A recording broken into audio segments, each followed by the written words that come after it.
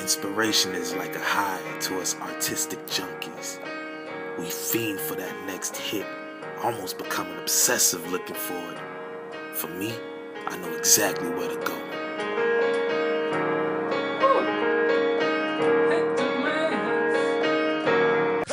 I was introduced to the concept probably about a few months back. Lloyd came to me, man, had this dope idea. He's definitely from Sierra Leone. I'm from West Africa, from Liberia. We've always had a knack for trying to incorporate our heritage into the music that we made. And we're both big fans of Fela Kuti. And he just came to me with this idea like, yo, what if we, incorporated some of the music, some of the legacy of Fela Kuti and translated it in terms of like a hip hop context.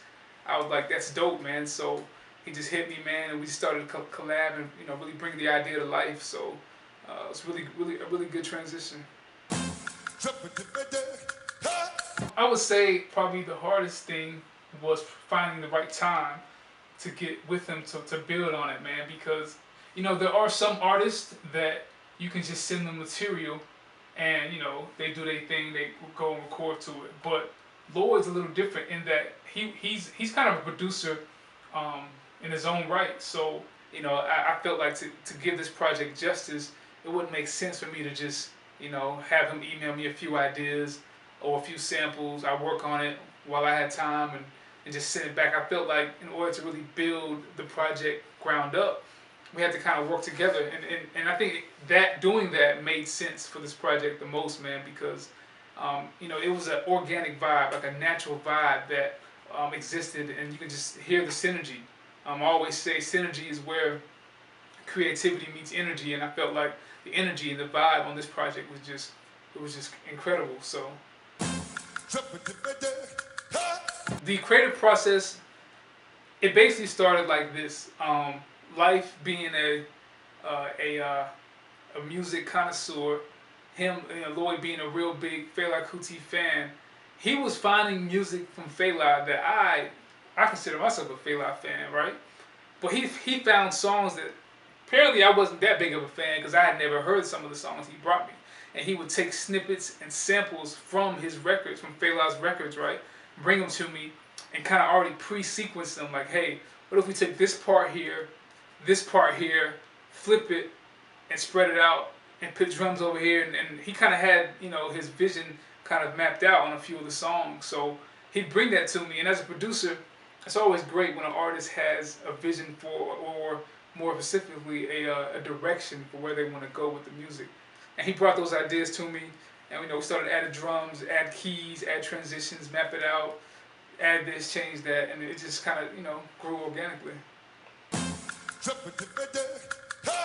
I think it's really important for this type of music to be heard because in the African context, and especially like in Black American heritage or specifically African heritage, that heritage has gotten lost through colonialism, through slavery, and through just African history. Like there is a lack of it, and there's also like a gap between African history and Black American history, right? So I feel like that gap needs to be closed. Me being my family from Liberia, and this music is kind of like the medicine, or it is an anchor in closing that gap, because it's taking music from a revolutionary person like Fela Kuti, taking his music, flipping it, giving it a hip hop context with raps, beats, break beats, 808s, kicks, all that, meshing all that up, and then putting it out into the marketplace so that people who respect hip hop but may not necessarily understand their African heritage, they're open to a whole new spectrum of history, man. And so I feel like that music, that life, I keep calling him life, that Lloyd put together, man, it really speaks to a generation that needs to hear that type of music. So looking forward to that, doing it justice.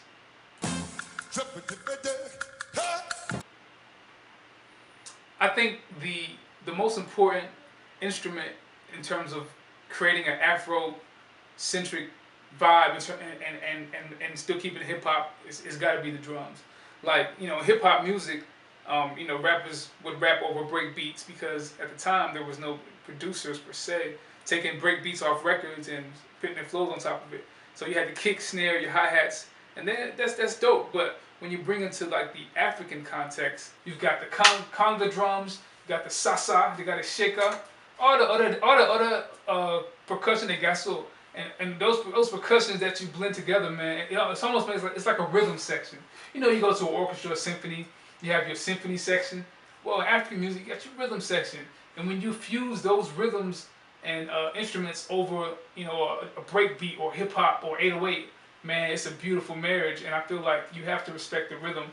And so, you know, I always say rhythm, man. Rhythm in terms of music is like the drums are like the quarterback. You know, they drive and kind of dictate where the whole flow of the music really goes. So it's really important to have that pocket. Drummer, the beat gotta be in pocket.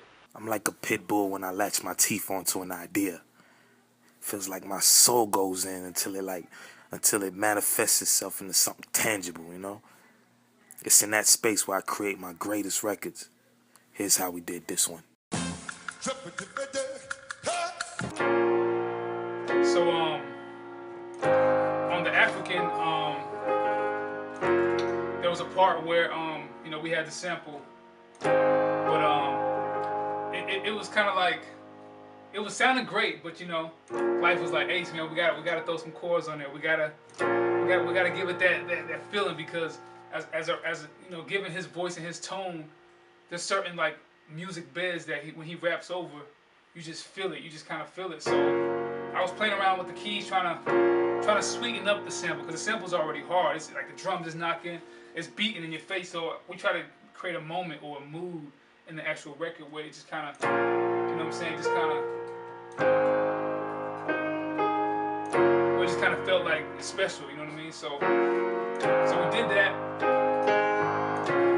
Laid some more chords down, and it just came all together, man. So, and I think that's dope, because a lot of times in rap, there's a certain aggression in rap that is dope, but real music still bleeds through rap when you rap over like smooth chords, you know what I'm saying? So.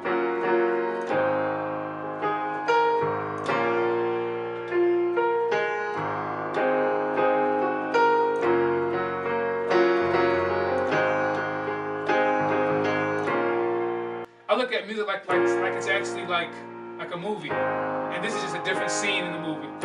It's like an intimate scene. It's a scene where like over his lyrics over this part of the song, you actually like you're watching a movie more so than just jamming to the music.